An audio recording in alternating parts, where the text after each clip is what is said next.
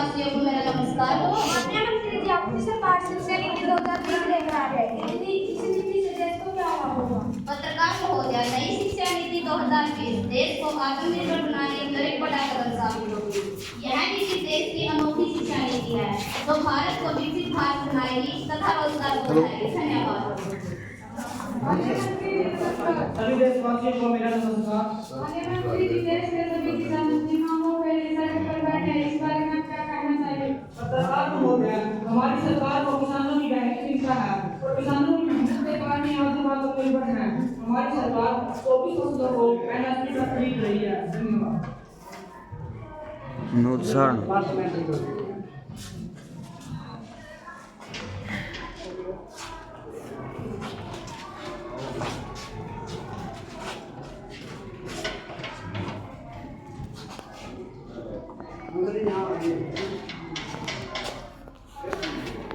एक बार बैठ जाइए नाम तक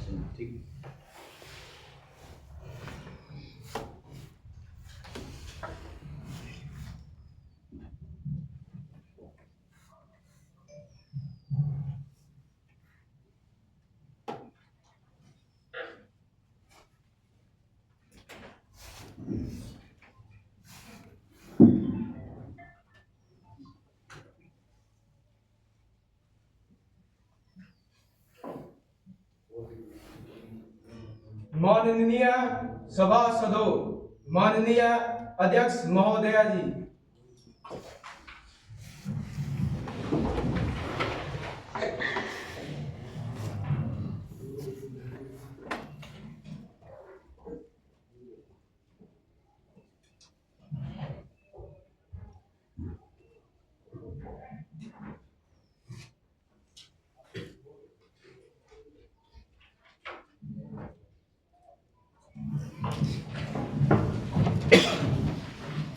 मैं सभी सभासदों, मैं बाहर से आए हुए सभी मेहमानों का युवा संसद के शीतकालीन सत्र में पधारने पर हार्दिक स्वागत करती हूँ एवं आज की कार्यवाही शुरू करने की घोषणा करती हूँ। महासचिव जी, नवनिर्वाचित सांसदों को शपथ ग्रहण करवाई जाए। यस अध्यक्ष महोदया, मैं कर्नाटक लोकसभा क्षेत्र से निर्वाचित सांसद श्री नवीन सारण को शपथ ग्रहण करने के लिए आमंत्रित करती हूँ। नवीन जी।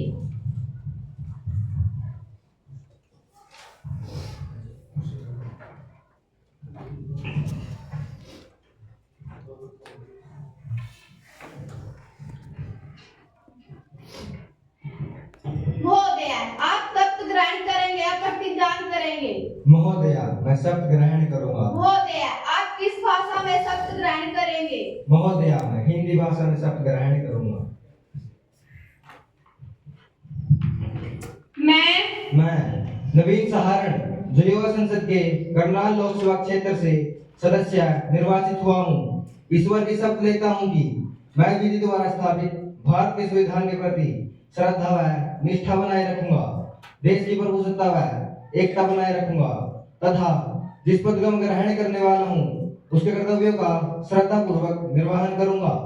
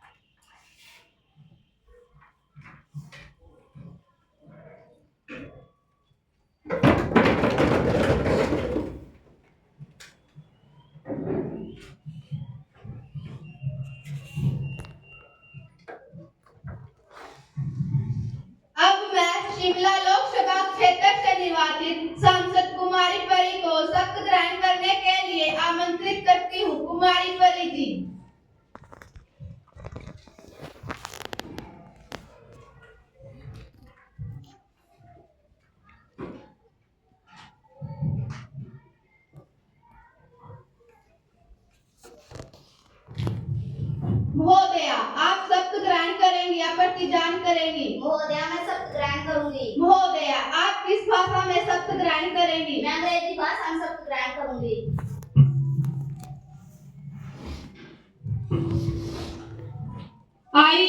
I, Pari, having been elected as member of lower house of the youth parliament, do swear in the name of God that I will bear true faith and allegiance to the Constitution of India as by law established, that I will uphold the sovereignty and integrity of India, and that I will faithfully discharge the duty upon which I am about to enter.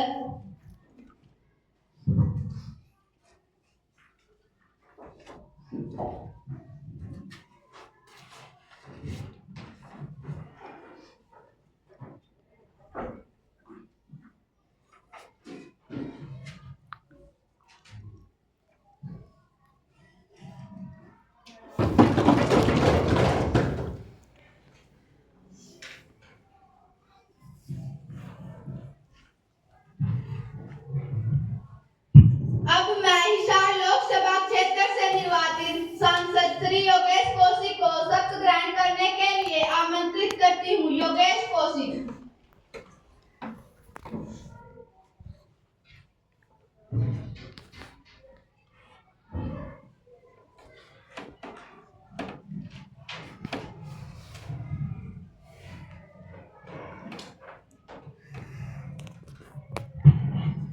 महोदय, आप शपथ ग्रहण करेंगे या प्रतिज्ञान करेंगे? महोदय, मैं शपथ ग्रहण करूंगा। महोदय, आप किस भाषा में शपथ ग्रहण करेंगे? महोदय, मैं संस्कृत भाषा में शपथ ग्रहण करूंगा।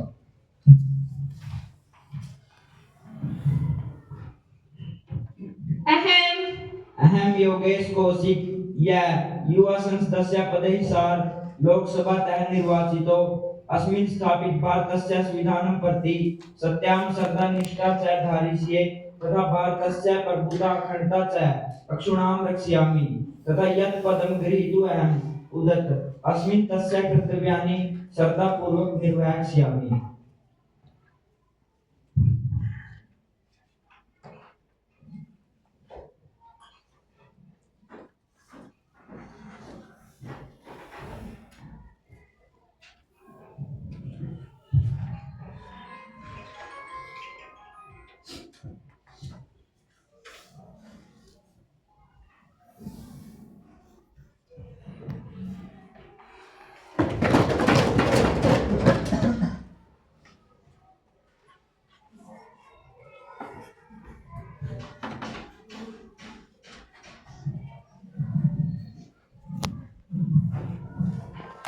माननीय सदस्यगण, हम 2 माह के पश्चात आज शीतकालीन सत्र के इस शुभारंभ पर मिल रहे हैं, इसलिए मेरा यह दुख कर्तव्य है कि मैं सदन को हमारे स्वर्गीय पूर्व प्रधानमंत्री डॉक्टर मनमोहन सिंह जी के दुखद निधन की सूचना दूं। दिनांक 26 दिसंबर 2024 को डॉक्टर मनमोहन सिंह जी का दिल्ली के एम्स हॉस्पिटल में निधन हो गया। देश के जाने माने अर्थशास्त्री पद्म भूषण आदरणीय डॉक्टर मनमोहन सिंह जी के निधन की सूचना अत्यंत दुखद है। उनकी सादगी, ईमानदारी, दूरदर्शिता, नेतृत्व ने देश को एक नई दिशा दी। उनका जाना पूरे देश के लिए अपुण्य क्षति है। ईश्वर उनको अपने चरणों में स्थान दे। उनके परिवार एवं प्रियजनों के प्रति गहरी संवेदना। भगवान उन्हें इस कठिन समय में शक्ति दे। प्रधानमंत्री सपना जी।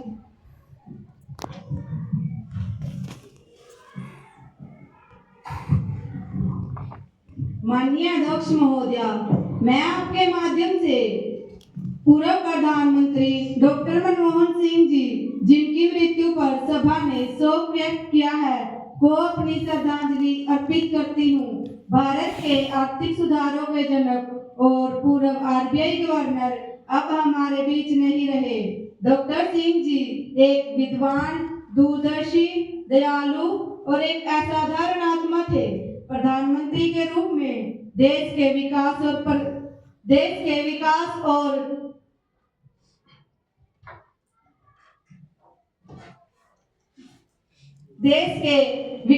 प्रगति में उनके योगदान को हमेशा याद रखा जाएगा। डॉक्टर जी का निधन पूरे राष्ट्र के लिए एक बड़ी क्षति है, जिनकी कमी पूरी नहीं की जा सकती। इस दुखद की घड़ी में मेरी संवेदनाएं उनके परिवार और प्रियजनों के साथ है। नेता प्रतिपक्ष श्री विशाल जी। अध्यक्ष महोदया, मैं पूर्व प्रधानमंत्री डॉक्टर मनमोहन सिंह जी, जिनकी मृत्यु पर सभा ने शोक व्यक्त किया है, को अपनी विनम्र श्रद्धांजलि अर्पित करता हूँ। हमारे लिए यह बड़ा दुख क्षण है कि भारत के कोहिनूर डॉक्टर मनमोहन सिंह जी का निधन हो गया है। डॉक्टर सिंह जी के द्वारा किए गए कार्य और सुधार लंबे समय तक देश को प्रेरित करते रहेंगे। डॉक्टर सिंह जी का निधन भारतीय समाज और राजनीति के लिए एक युग का अंत है। निगाहों में ऊंचे सपने थे, दिल में हिंदुस्तान था, झुकना उनकी फितरत थी, कद आसमान था। मैं शोकाकुल परिवार व उनके प्रियजनों को संवेदना भेजने में स्वयं व अपने दल को संयोजित करता हूँ। धन्यवाद। सदस्यगण अपना शोक प्रकट करने के लिए कुछ क्षण के लिए मौन धारण करेंगे।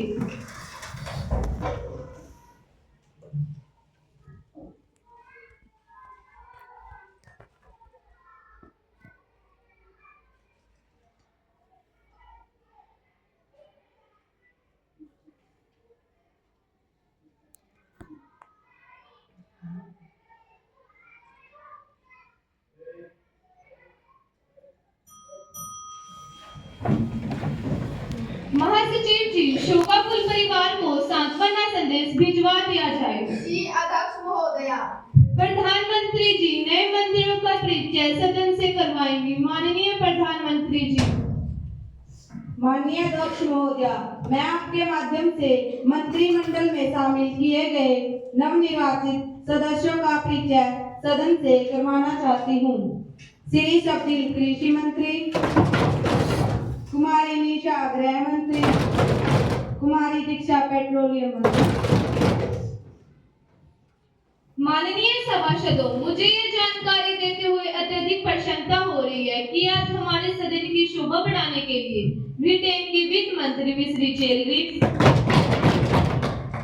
और नेपाल की वन व पर्यावरण मंत्री मिस रूपा विश्वकर्मा हमारे बीच पधारी है। हम आपका स्वागत करते हैं और आशा करते हैं कि इससे भारत और आपके रिश्ते और मैत्रीपूर्ण होंगे। आदरणीय सभासदों, अब प्रश्नकाल आरंभ होता है। महासचिव जी, प्रश्न सूची में आज का एजेंडा सभासदों में वितरित कर दिया जाए। Yes speaker ma'am.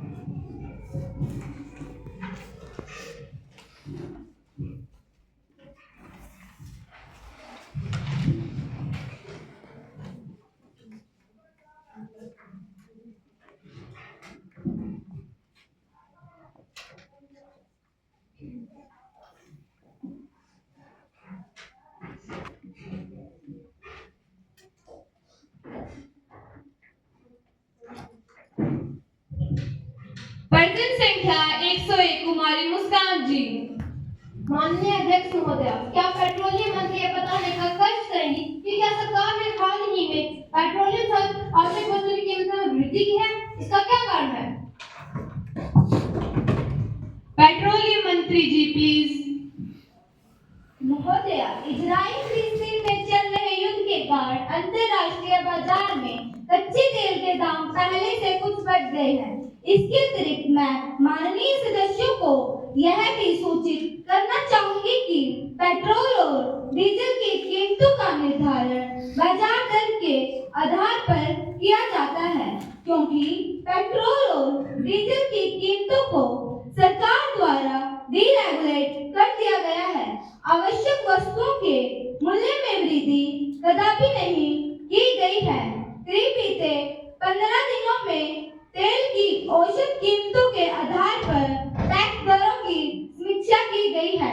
दिनांक 2 दिसंबर 2024 को पेट्रोल के निर्यात पर विंडफॉल टैक्स खत्म कर दिया गया है। जय हिंद, धन्यवाद। 102 श्री योगेश जी। अध्यक्ष महोदया, मैं आपके माध्यम से माननीय वित्त मंत्री जी से पूछना चाहता हूं कि आधिकारिक आंकड़ों के मुताबिक चालू वित्त वर्ष की जुलाई सितंबर तिमाही जीडीपी में वृद्धि दर 5.4% रही है, जो करीब 2 साल में सबसे निचला स्तर है। अध्यक्ष महोदय, वित्त मंत्री यह बताने का कष्ट करेगी क्या भारतीय अर्थव्यवस्था मंदी की चपेट में है? सरकार इस संकट से निपटने के लिए क्या उपाय कर रही है? धन्यवाद। वित्त मंत्री जी प्लीज। माननीय अध्यक्ष महोदया जी, मैं आपके माध्यम से माननीय सदस्यों को बताना चाहता हूं कि यूएसए और यूरोपीय अर्थव्यवस्था में मंदी के असर से भारत में अछूता नहीं है। भारतीय अर्थव्यवस्था पर भी अंतर्राष्ट्रीय मंदी का प्रभाव परिलक्षित हो रहा है। सरकार की सकारात्मक नीतियों एवं बुनियादी के कारण हमारे देश की अर्थव्यवस्था अन्य यूरोपीय देशों की अर्थव्यवस्था की तुलना में बेहतर स्थिति में है और सरकार का प्रयास है कि आरबीआई और सेबी की मदद से निवेशकों को वित्तीय बाजार की ओर आकर्षित किया जाए। सरकार ने रक्षा एवं बीमा के क्षेत्र में एफडीआई की सीमा को बढ़ाकर 49% कर दिया है। धन्यवाद। जय हिंद। पर्सन संख्या 103 मिस स्नेहा जी। माननीय अध्यक्ष महोदया, क्या शिक्षा मंत्री है बताने का कष्ट करेंगी कि भारत में कितनी प्रतिशत महिलाएं उच्च शिक्षा प्राप्त कर रही है? क्या भारत सरकार ने इस संदर्भ में नई योजनाएं एवं प्रावधान सुनिश्चित किए गए हैं? Honorable Education Minister please. Yes, ma'am. In reference to first part of the question, the number of women students enrolling with higher education in India has shot up. Women enrollment in higher education, which was less than 10% of the total enrollment on the eve of independence, has risen to 44.4%. Goa with 61.2%, topped in term women enrollment, followed by Kerala 56.8%. महोदय, आंकड़ों की जलेबी मत बनाइए, सच्चाई हमें भी पता है। कृपया अपनी फाइलों से बाहर आइए मैडम, क्योंकि आपके आंकड़े कुछ और ही दर्शा रहे हैं। Maintain the decorum of the house please. मैं सदन में बैठे अपने साथियों का ध्यान एक और सच्ची घटना की ओर आकर्षित करना चाहूंगी। जहां पहले अगर मैं पूर्वोत्तर के किसी नौजवान या किसी महिला से मिलती थी तो उनका एक ही कथन होता था कि भारत सरकार का मैं कब उठा चुकी है, क्योंकि न तो उनके पास रोजगार था और न ही उच्च शिक्षा। परंतु अब पूर्वोत्तर के राज्य मेघालय का वुमेन एनरोलमेंट रेशियो 51.8% है, जो यह दर्शाता है कि हमारी सरकार द्वारा स्थापित की गई नीतियां कारगर साबित हो रही है। धन्यवाद। जय हिंद। पर्सन संख्या 104 श्री यासु जी। माननीय अध्यक्ष महोदया, हाल ही में एक प्रतिष्ठित हिंदी दैनिक अखबार ने हमें खबर दी कि हरियाणा में एक दूल्हे को उसके ससुराल वालों ने विवाह के अवसर पर खाद का कट्टा उपहार में दिया। कृपया सदन की मर्यादा बनाए रखें। क्या कृषि मंत्री जी यह बताने का कष्ट करेंगे कि हरियाणा में 2024-25 के रबी फसल सीजन के लिए किसानों के लिए खाद की उपलब्धता कितनी रही? कृषि मंत्री जी प्लीज। माननीय अध्यक्ष महोदया, इस वर्ष 2024-25 के रबी के फसल के लिए खाद उपलब्धता की स्थिति इस प्रकार है। यूरिया की मांग 17,196 मीट्रिक टन है, जो कि उपलब्धता 18,280 मीट्रिक टन है, तथा डीएपी की मांग 4,726 मीट्रिक टन है, जो कि उपलब्धता 5,182 मीट्रिक टन है। माननीय अध्यक्ष महोदया, ये आंकड़े दर्शा रहे हैं कि खाद की कमी का कोई प्रश्न नहीं उठता। धन्यवाद। जय हिंद। कोई पूरे पर्सन। माननीय अध्यक्ष महोदया, मैं आपके माध्यम से माननीय शिक्षा मंत्री जी से यह पूछना चाहता हूं कि एनईपी यानी राष्ट्रीय शिक्षा नीति 2020 के क्या फायदे हैं? शिक्षा मंत्री जी प्लीज। अध्यक्ष महोदया, मैं आपके माध्यम से बताना चाहती हूँ कि एनईपी 2020 वास्तव में 21st सेंचुरी की जरूरतों को पूरा करती है और यह नीति देश की अनोखी शिक्षा नीति है। इस नीति का डिजाइन इस प्रकार तैयार किया गया है कि इसमें बच्चों के लिए होलिस्टिक डेवलपमेंट के लिए multi disciplinary activities, arts and sports, integrated education, vocational skills जैसे यूनिक फीचर्स शामिल किए गए हैं। अरे एनईपी तो मैडम की जा सकती है। पर फिलहाल मैं इतना ही कहना चाहूंगी कि एनईपी 2020 हमारे बच्चों को 21st सेंचुरी के लिए तैयार कर रही है। धन्यवाद। जय हिंद। पर्सन संख्या 105 कुमारी जन्नत जी। माननीय अध्यक्ष महोदया, मैं माननीय वित्त मंत्री जी से हाल ही में सरकार द्वारा घोषित एकीकृत पेंशन योजना यूनिफाइड पेंशन स्कीम के लाभों के बारे में पूछना चाहती हूँ तथा सदन यूनिफाइड पेंशन स्कीम एकीकृत पेंशन योजना के मुख्य विशेषताओं के बारे में जानना चाहता है। वित्त मंत्री जी प्लीज। अध्यक्ष महोदया, यूनिफाइड पेंशन स्कीम की मुख्य विशेषताएं और लाभों के बारे में मैं आपके माध्यम से सदन को बताना चाहता हूँ।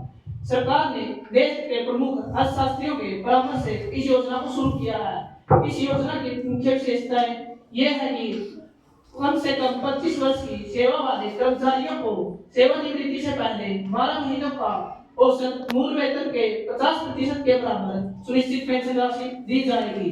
अगर पेंशनभोगी कर्मचारी की मृत्यु हो जाती है तो उसको मिलने वाली पेंशन का 60% उसके परिवार को मिलेगा।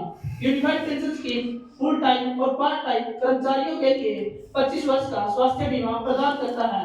यूनिफाइड पेंशन स्कीम अप्रैल 2025 से प्रभावी होगी।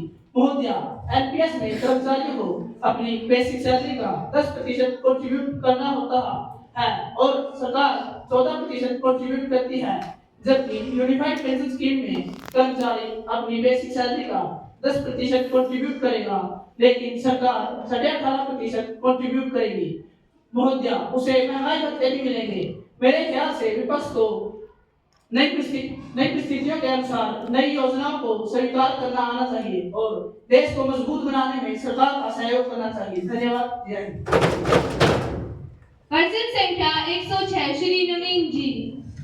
माननीय अध्यक्ष महोदय जी, मैं आपके माध्यम से माननीय कृषि मंत्री जी से जानना चाहता हूँ कि क्या वो इस तथ्य से अवगत है कि प्याज के मूल्य में बेतहाशा वृद्धि हो रही है तथा प्याज का मूल्य 80 से 90 रुपए प्रति किलो पहुंच गया है। सरकार प्याज की मूल्य वृद्धि रोकने के लिए क्या उपाय कर रही है तथा क्या सरकार प्याज के निर्यात पर रोक लगाने का विचार कर रही है?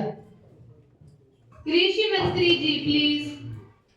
माननीय अध्यक्ष महोदया, प्याज के मूल्यों में हो रही वृद्धि की जानकारी सरकार को है और प्याज की कीमतों पर नियंत्रण के लिए सरकार कई प्रकार के उपाय कर रही है, जैसे कि राज्य सरकार के सहयोग से अनेक जमाखोरों के खिलाफ लगातार छापों की कार्यवाही जारी है और सरकार चीन और पाकिस्तान से प्याज के आयात पर विचार कर रही है, जिससे देश में प्याज की आपूर्ति बढ़ने पर उनकी कीमतें कम हो सके। हाय महोदया, आप हमें पाकिस्तान और चीन का सीमा दुश्मनों का प्याज दिलाओगे? Silence please. महोदया, चीन और पाकिस्तान हमारे पड़ोसी देश हैं और राजनीति में कोई स्थायी दुश्मन नहीं होता। महोदया, मैं इस सदन को यह भी सूचित करना चाहता हूं कि इस वर्ष महाराष्ट्र एवं देश के अन्य भागों में प्याज की बम्पर पैदावार होने की संभावना है, जिसके परिणाम स्वरूप आने वाले समय में प्याज की कीमतों में तेजी से कमी आएगी। धन्यवाद। माननीय अध्यक्ष महोदय जी, मेरे मन में मेरे विपक्षी साथियों के प्याज के प्रति चिंता को देखकर दो पंक्तियां याद आ रही है। अगर आपकी इजाजत हो तो क्या मैं सुना सकती हूँ? हाँ, इजाजत है। महंगाई को देखकर दुख में सकल समाज, निर्भर जन जीना कठिन, कैसे साधे काज, कहाँ से लाए अनाज, इतनी बड़ी महंगाई बिनु प्याज पकेगा कैसे साग। धन्यवाद अध्यक्ष महोदय। पर्सन संख्या 107 रोहित जी। माननीय अध्यक्ष महोदया, मैं आपके माध्यम से माननीय खेल मंत्री जी से यह पूछना चाहता हूं कि हाल ही में पेरिस में संपन्न हुए ओलंपिक खेलों में तमाम छोटे छोटे देशों की तुलना में हमारी हिस्सेदारी व प्रदर्शन इतना कमजोर क्यों रहा? हर शहर में कोचिंग सेंटरों की तो बहार है और खेल सुविधाओं का अभाव है। सरकार इस बारे में क्या कर रही है? खेल मंत्री जी प्लीज। अध्यक्ष महोदय, मैं आपके माध्यम से अपने काबिल मित्रों को बताना चाहता हूं कि पिछले सालों की तुलना में हमारे देश का प्रदर्शन बुरा नहीं रहा। विपक्ष हमारे ऊपर उंगली उठाने से पहले अपने गिरेबान में झांक कर देखे। महोदय, जो वो अभी तो मिलेगा। फिर हमारी सरकार ने ओलंपिक्स को ध्यान में रखकर चुनिंदा खेलों पर ध्यान दिया है। जैसे कुश्ती, शूटिंग, जैवलिन थ्रो में हमारे देश का प्रदर्शन विश्व स्तरीय रहा है। ओलंपिक्स को ध्यान में रखकर हमारी सरकार ने टारगेट ओलंपिक्स के अंतर्गत बच्चों को छांटकर तैयारी करने के उद्देश्य फिट इंडिया स्कूल तथा यूनिवर्सिटी स्तर पर खेलो इंडिया कार्यक्रम अपनाया गया है। खेलो इंडिया में प्रथम आने पर 8,000 रुपए और द्वितीय आने पर 7,000 रुपए और तृतीय आने पर 5,000 रुपए दिए जाते हैं। हमारी सरकार तमाम खेल अकादमियों का निर्माण कर रही है तथा इसके लिए निजी संस्थाओं को भी सब्सिडी दी जा रही है। सरकार दिव्यांग खिलाड़ियों के लिए para Olympics, special heart Olympics पर बहुत खर्चा कर रही है। इसका प्रदर्शन दिखने भी लग रहा है। इस साल हमारे खिलाड़ियों का प्रदर्शन खूब अच्छा रहा और हमारे खिलाड़ियों ने गोल्ड हासिल किया है। धन्यवाद अध्यक्ष महोदय जी। अब प्रश्नकाल समाप्त होता है एवं अब शून्यकाल आरंभ होता है। कुमारी काफी सांसद वायनाड प्लीज। माननीय अध्यक्ष महोदय धन्यवाद, आपने मुझे बोलने का मौका दिया। हमारे देश में सीबीआई की निष्पक्षता, ईमानदारी एवं स्वायत्ता पर प्रश्न चिन्ह है। सम्मानित उच्चतम न्यायालय ने भी सीबीआई को पिंजरे में बंद तोते की संज्ञा दी है। एक सप्ताह पहले ही सीबीआई ने कुछ राजनेताओं के खिलाफ आय से अधिक संपत्ति के मामले की जांच को बंद करने का निर्णय लिया है, जिससे एक बार फिर सीबीआई की ईमानदारी पर प्रश्न चिन्ह लग गया है, क्योंकि यह राजनीति से प्रभावित लगता है, जो कि एक गंभीर विषय है। अतः मेरा सरकार से निवेदन है, इसकी तत्काल जांच करवाई जाए और सीबीआई की स्वायत्ता के लिए सदन में यथाशीघ्र विधेयक लाया जाए। गृह मंत्री जी प्लीज। अध्यक्ष महोदय, मैं आपके माध्यम से संसद में उपस्थित सभी सदस्यों को यह बताना चाहती हूँ कि सीबीआई पर सरकार का कोई दबाव नहीं है। सीबीआई अपनी ईमानदारी व स्वायत्ता से सभी केसों की निष्पक्ष जांच कर रही है। सीबीआई कानून के दायरे का पालन करते हुए किसी भी केस को जांच के निर्णय खुद ले सकती है। धन्यवाद। कुमारी सोनम सांसद हरिद्वार प्लीज। माननीय अध्यक्ष महोदय धन्यवाद, आपने मुझे बोलने का मौका दिया। मैं आपके माध्यम से सरकार से पूछना चाहती हूँ, सरकार लगातार हो रहे पर्यावरण विनाश को रोकने के लिए क्या कदम उठा रही है? पिछले कुछ वर्षों में देश के जंगल भयानक रूप से काटे जा रहे हैं। सड़कों के चौड़ीकरण व विकास के नाम पर नई नई सड़कें बनाई जा रही हैं। उच्च हिमालय क्षेत्रों में सरकार डैम्स पर डैम्स बनाती जा रही है, जिसकी वजह से हिमाचल प्रदेश और उत्तराखंड में बाढ़, लैंडस्लाइड व बादल के फटने का कारण बना हुआ है। हर साल करोड़ों रुपए की संपत्ति व सैकड़ों लोग काल की गर्त में समा रहे हैं, जिसकी वजह से सरकार इस महाविनाश को रोकने के लिए क्या कदम उठा रही है? पर्यावरण मंत्री जी प्लीज। माँ की पूरी दुनिया इससे जूझ रही है। जहाँ तक सड़कों की चौड़ीकरण का मसला है, वो तो समय की मांग है। देश के समग्र विकास और ग्लोबलाइजेशन के समय देश की अर्थव्यवस्था से कंपटीशन बनाने के लिए ऐसा करना ही पड़ेगा। सरकार का यह प्रयास है कि जितने पेड़ काटे जाए उससे ज्यादा पेड़ लगाए जाए और बढ़ते बांधों का प्रश्न है। शहरीकरण और औद्योगिकरण की बढ़ती मांग को मद्देनजर रखते हुए बहुउद्देशीय योजनाएं तो बनानी ही पड़ेगी। महोदया, यह तो समय की मांग है। धन्यवाद। विपक्ष से कुमारी आरती जी। माननीय अध्यक्ष महोदय धन्यवाद, आपने मुझे बोलने का मौका दिया। मैं आपके माध्यम से महिला एवं बाल विकास मंत्री जी से यह पूछना चाहती हूँ कि हमारे देश में आए दिन ऑनर किलिंग जैसी समस्या उठ खड़ी हुई है। मैं जानना चाहती हूँ कि इस समस्या पर रोक लगाने के लिए सरकार ने कौन से ठोस कदम उठाए हैं? अध्यक्ष महोदय, कहने के लिए तो समाज में स्त्रियों को पुरुषों के समान अधिकार प्राप्त है, परंतु वास्तविकता इसके एक कदम विपरीत है, क्योंकि स्त्रियां आज भी अपनी मर्जी, अपनी स्वेच्छा अनुसार घूमने फिरने एवं स्वेच्छा अनुसार जीवन साथी चुनने तक में स्वतंत्र प्राप्त नहीं है। तो ये कैसे समान अधिकार है? धन्यवाद। महिला एवं बाल विकास मंत्री जी प्लीज। माननीय अध्यक्ष महोदय, ऑनर क्लिक जैसी घटनाएं हमारे समाज में बहुत ही शर्मनाक है। इस प्रकार की असंवैधानिक प्रवृत्ति पर रोक लगाने के लिए मैं राज्य सरकारों से विचार विमर्श करके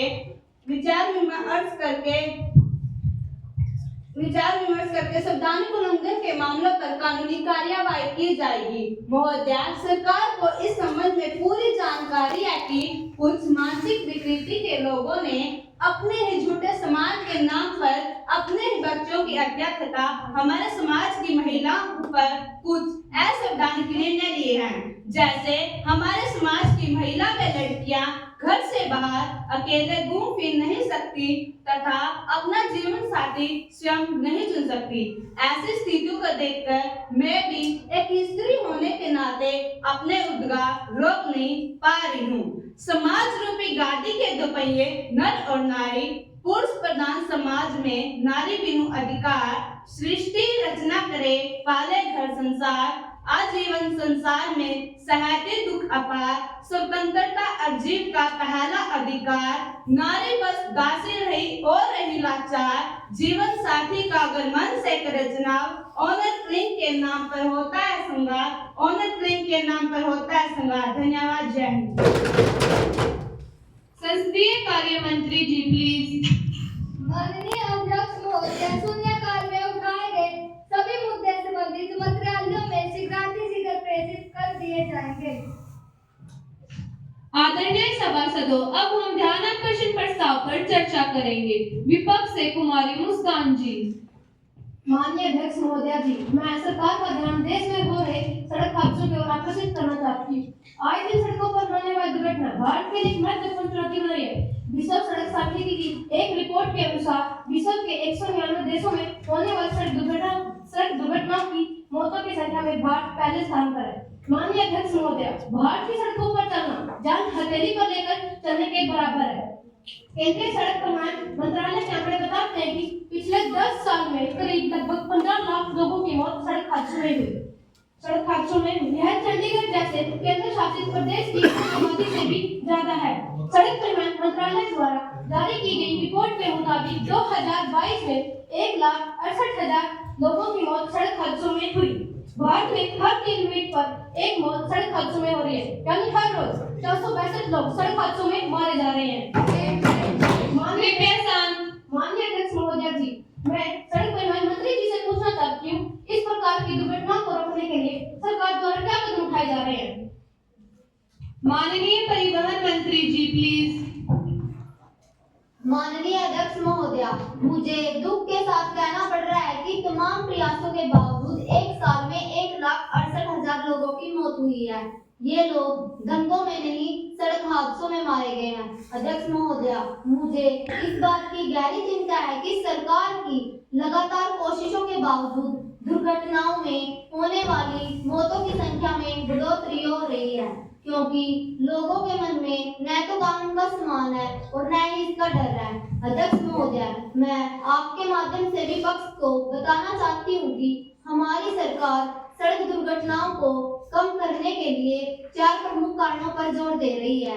पहला, सड़क इंजीनियरिंग, दूसरा, ऑटोमोबाइल इंजीनियरिंग, तीसरा, कानून का पालन और लोगों में जागरूकता। धन्यवाद। जय हिंद। अब विपक्ष से कुमारी आरती जी विशेषाधिकार हनन मामला सदन के पटल पर रखेंगी। कुमारी आरती जी प्लीज।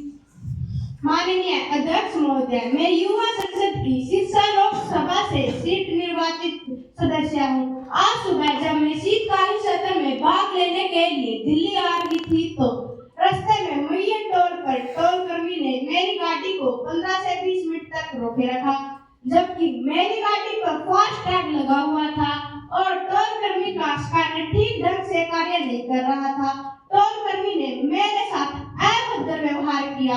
यह विशेषाधिकार हनन का मामला बनता है। मेरा आपसे अनुरोध है कि आप संबंधित कर्मचारियों पर आवश्यक कार्यवाही हेतु निर्देश दें ताकि भविष्य में इस प्रकार की पुनरावृत्ति न हो। धन्यवाद। माननीय गृह मंत्री जी प्लीज।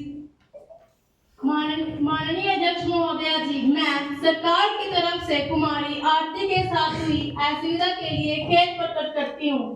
इनकी शिकायत को विशेष अधिकार हनन समिति के पास भेज दिया जाएगा और दोषी टोल कर्मचारियों के खिलाफ कार्रवाई की जाएगी। धन्यवाद।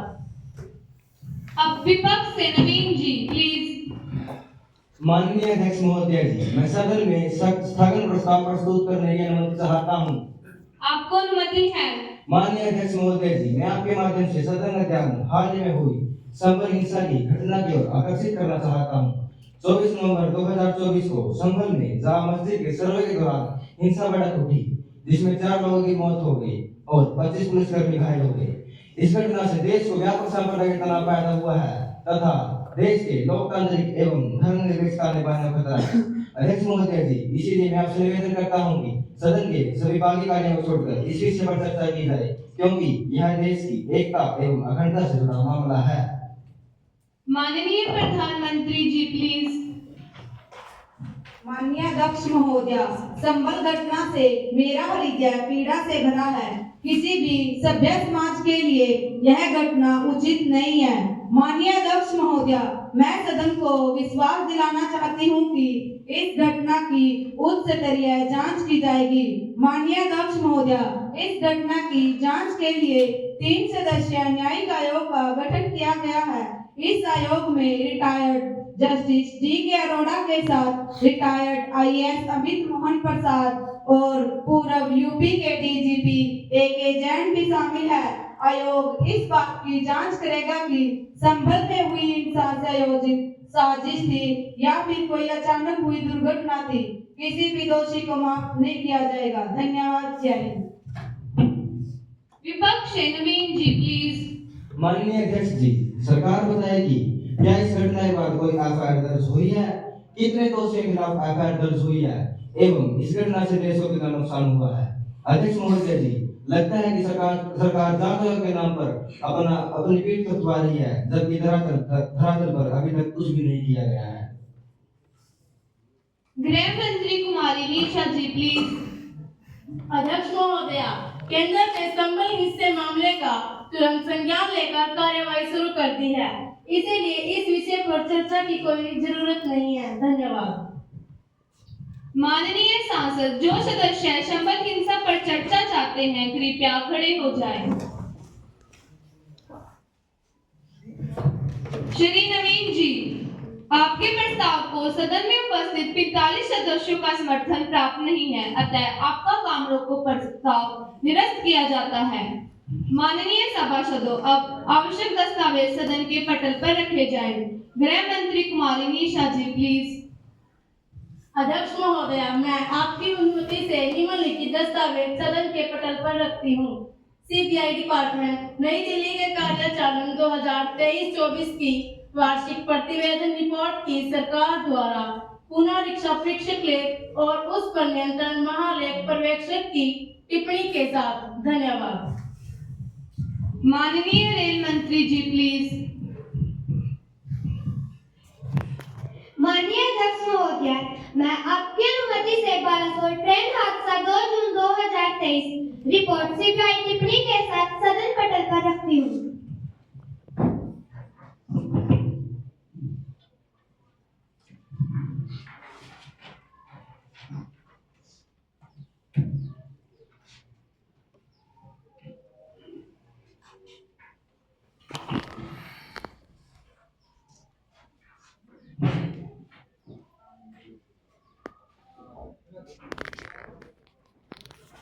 माननीय सभासदों, अब विधि संबंधी कार्य आरंभ होता है। माननीय रेल मंत्री जी रेलवे संशोधन विधेयक 2024 सदन में प्रस्तुत करेंगी।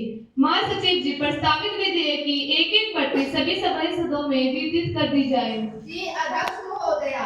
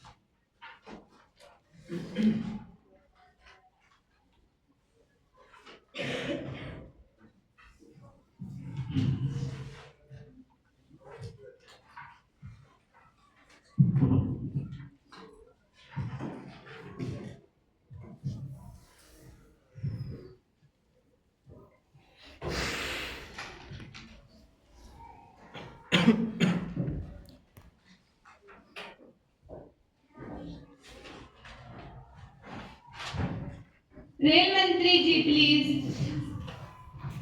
धूप में निकलो, घटाओ में नहाकर देखो, जिंदगी क्या है किताबों को हटाकर देखो। माननीय अध्यक्ष महोदय, मुझे रेलवे संशोधन विधेयक 2024 पेश करने का बड़ा सौभाग्य प्राप्त हुआ है। यह विधेयक रेलवे के इतिहास में मील का पत्थर और एक नया अध्याय होगा। इस विधेयक का शीर्षक है रेलवे संशोधन विधेयक 2024। माननीय अध्यक्ष महोदय, इस विधेयक का उद्देश्य है रेलवे बोर्ड को वैधानिक शक्तियां प्रदान करना और रेलवे संचालन को सुव्यवस्थित करना। इस बिल का उद्देश्य है भारतीय रेलवे बोर्ड अधिनियम 1905 को रेलवे बोर्ड अधिनियम 1989 में विलय करके भारतीय रेलवे में दक्षता लाना और इसके कानूनी ढांचे को सरल बनाना। इसके अलावा इसका मकसद शक्तियों का विकेंद्रीकरण और रेलवे क्षेत्र को अधिक स्वायत्तता प्रदान करना भी है। इस बिल में टैरिफ सुरक्षा और निजी क्षेत्र की भागीदारी सहित भारतीय रेलवे के विभिन्न पहलुओं की देखरेख के लिए स्वतंत्र नियामक की स्थापना करना है। माननीय अध्यक्ष महोदय, मैं इस विधेयक की पुनर्स्थापना के लिए प्रस्ताव पेश करती हूँ। माननीय सभासदों, रेल मंत्री जी ने रेलवे संशोधन विधेयक 2024 सदन में पुनर्स्थापना के लिए प्रस्ताव रखा है। प्रश्न यह है कि मंत्री जी को बिल की पुनर्स्थापना की अनुमति प्रदान की जाए। माननीय सभासदों, जो सांसद विधेयक के पक्ष में है वो कृपया हाँ कहे, जो सांसद विधेयक के विरोध में है वो कृपया ना कहे। इस विधेयक की पुनर्स्थापना के पक्ष में 20 सांसद और विपक्ष में 10 सांसद हैं। मैं समझती हूँ हाँ का बहुमत है, हाँ का बहुमत है, हाँ का बहुमत है। माननीय रेल मंत्री जी रेल बिल को पुनर्स्थापित कर सकती हैं। माननीय रेल मंत्री जी प्लीज। अध्यक्ष जी, मैं आपकी अनुमति से रेलवे संशोधन विधेयक 2024 को सदन में पुनर्स्थापित करती हूँ। माननीय सभासदों, विधेयक का प्रथम वाचन पूर्ण होता है। द्वितीय वाचन आगामी सत्र को लिया जाएगा।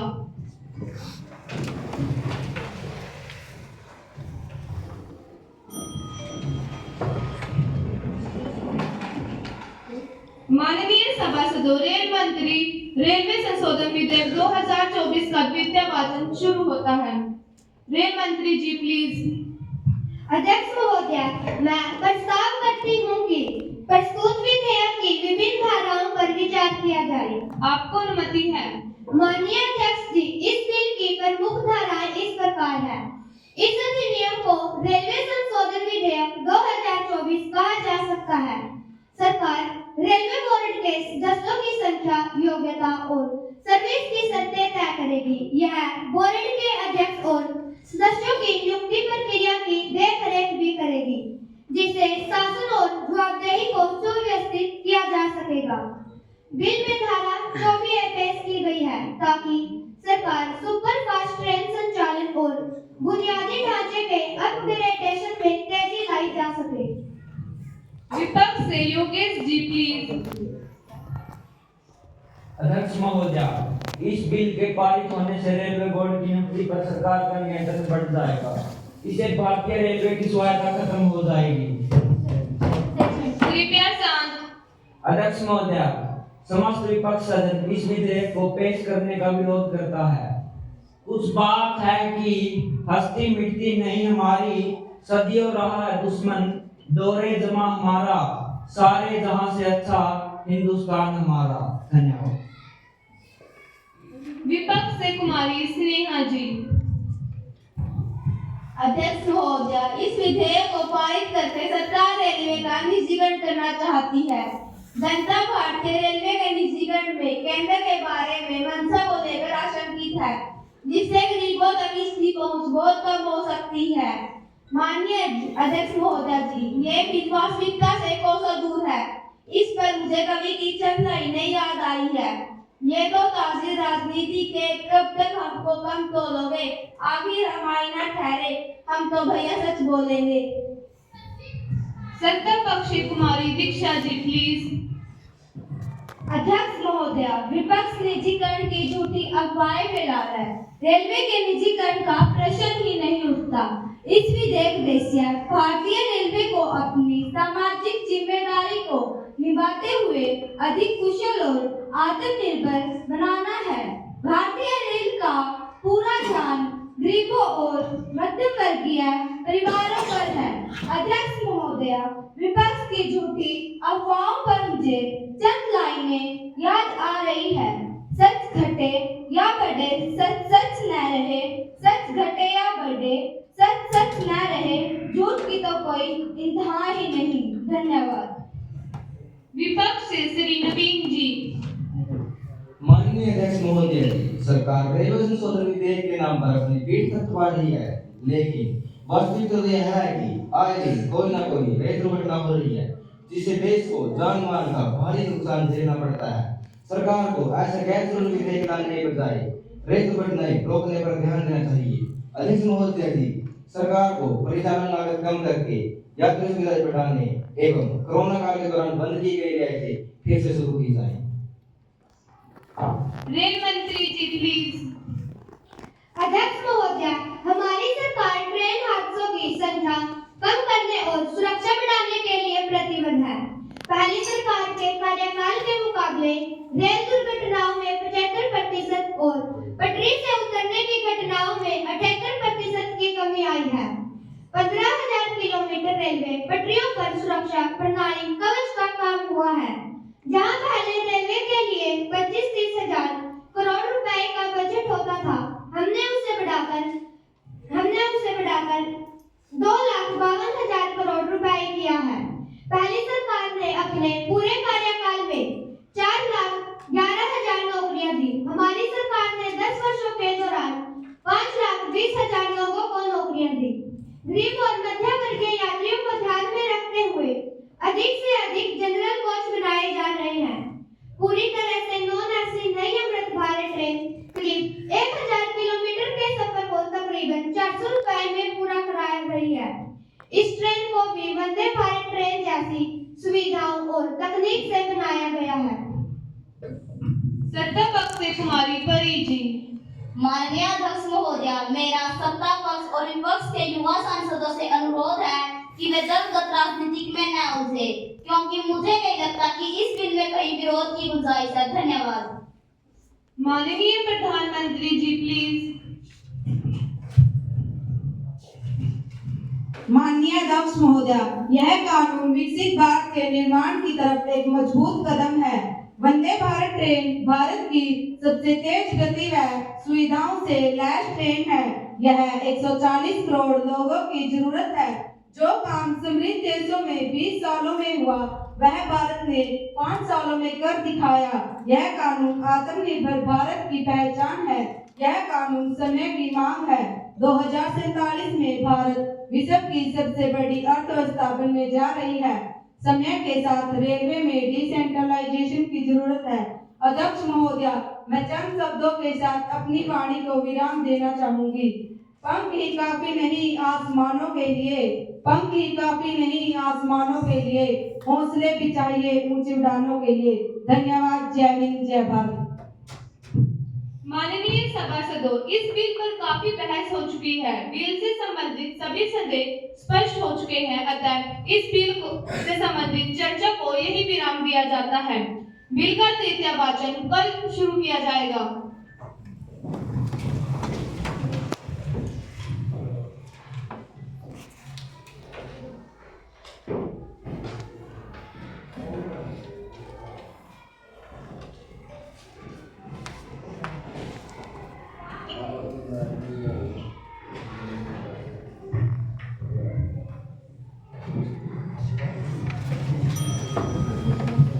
माननीय सभासदों, रेलवे विधेयक 2024 का तृतीय वाचन आरंभ किया जाता है। रेल मंत्री जी प्लीज रीड द बिल। माननीय अध्यक्ष जी, मैं विपक्ष को विश्वास दिलाना चाहती हूँ कि रेलवे के ढांचे में सरलीकरण के लिए यह विधेयक लाया गया है।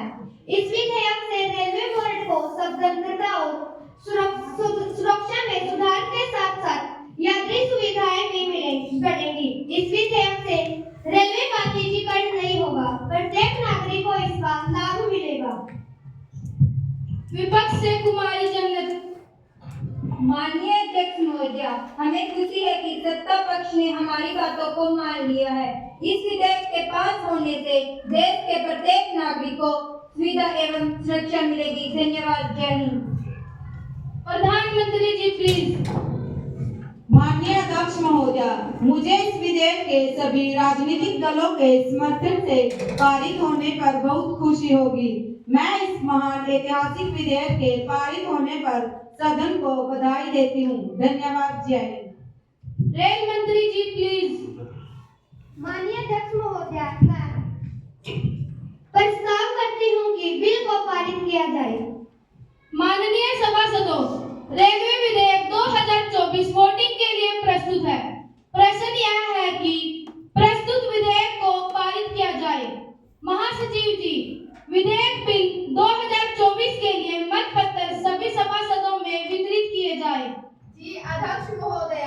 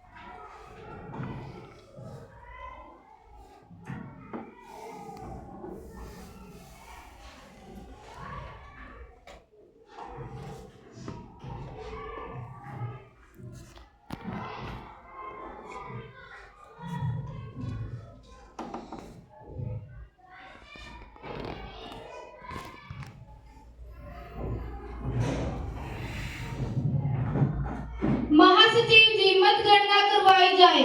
यस अध्यक्ष महोदय, मतगणना का परिणाम सदन के पटल पर रख दिया गया है। माननीय सभासदों, प्रस्तुत वर्तमान विधेयक बिल 2024 के पक्ष में 26 मत तथा विपक्ष में 4 मत पड़े हैं। अतः बिल को 4 के मुकाबले में 26 मतों से पारित किया जाता है। माननीय सभासदों, बिल के पास होने पर मैं सभी सभासदों को बधाई देती हूँ।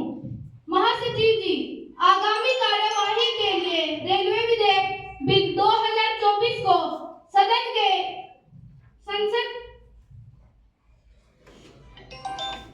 युवा संसद के ऊपरी सदन में भेज दिया जाए। Yes speaker ma'am.